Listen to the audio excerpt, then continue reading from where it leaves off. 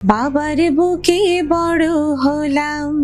যদি আপনার হাতে সুযোগ আসে তাহলে সংস্কৃতি অঙ্গনের পরিবর্তনের জন্য কোন জায়গাটাতে প্রথম হাত দিবেন? গুটি কয়েক কিছু শিল্পী আছে যে ওরাই কাজ করবে, আর অন্য দলের অনুসারী যারা ওই দলের শিল্পীরা কাজ করতে পারবে না। আমি এটার ঘোর বিরোধী। এখন আমি 2-3টা করে বিয়ে করে 4-5 জায়গায় সন্তান পয়দা করে দিলাম, গানের শিল্পীদের মানে বিয়ে হবে না ভালো। মেঘলা আকাশ, এটা আমার কাছে হিপোক্রেসি লাগে। তাহলে আপনি একজন সিঙ্গার বিয়ে করলেন কেন? বাবা এবং মা দুজনে আমার খুব কঠোর সমালোচক। দেখেছি রূপসাগরে মনের মানুষ কাঁচা সোনা।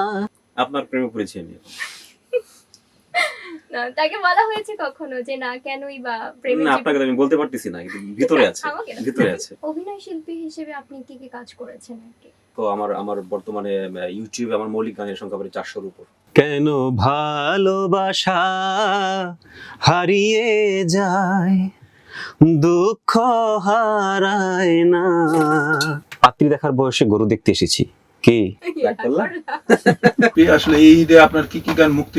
সাগরের ঢেউগুলো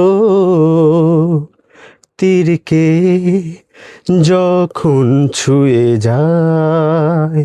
এই যে কখন জীবনের কোন পর্যায়ে মনে হলো আর কি আসলে আপনার যে সঙ্গীতের সাথে যুক্ত হওয়া উচিত? হাজার মনের স্বপ্ন রূপায়ণে সকল বাধাকে পেছনে ফেলি।